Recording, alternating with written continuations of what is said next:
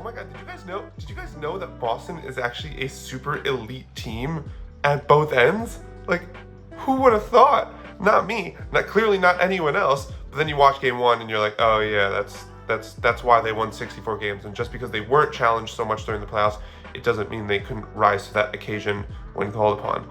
Like we just saw.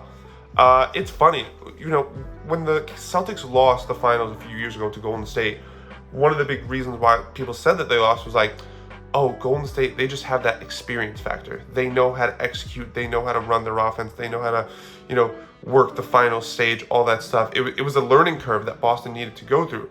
And the irony of that is I really felt like that was the difference in game one between the Celtics and Mavericks, where Boston's offense just felt so fluid, so exactly what it was supposed to be, where it was player movement, it was ball movement, and everything just looked great.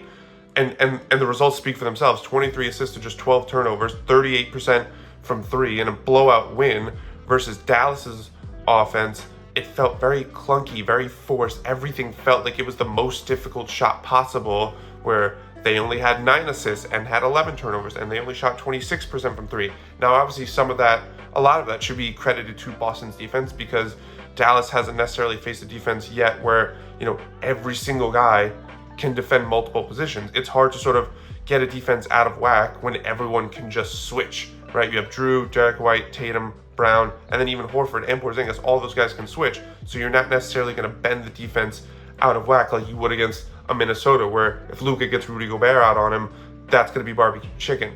So immense credit to Boston's defense, because you go back and you watch the footage and you see, oh, okay, yeah, Luka had 30, but he shot 12 of 26, and because every single shot was difficult. Like, they just timed everything perfectly. They rotated perfectly.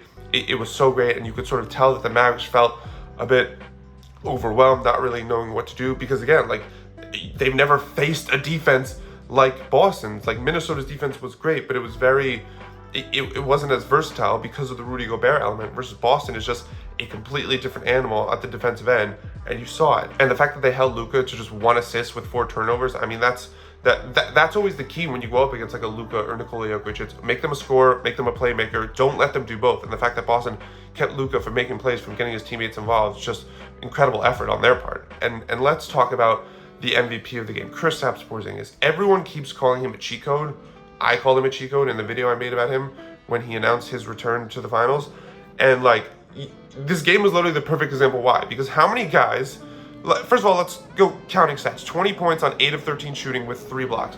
But just like, if you watch it, you know exactly what I'm talking about. Like, how many 7'3" guys can spray 3-pointers from a few feet beyond the 3-point line, which is what he did. But then Dallas tries to put a smaller guy in him. Okay, let's just get him into the mid-post area, where he's just gonna shoot over every single one of Dallas's smaller defenders. It's incredible. And then at the defensive end, Dallas for some reason kept challenging him, which again speaks to sort of the clunkiness of the offense. They seem to be like a little too aggressive at times, or not necessarily realizing the situation, reading the defense.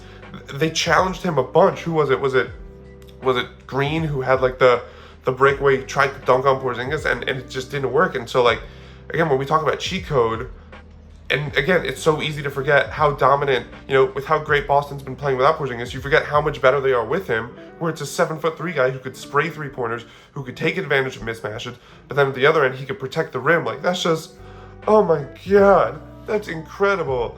And yeah, it was an incredible first game for Boston, a very convincing first game for Boston, where they really just, they punched the Mavs in the mouth.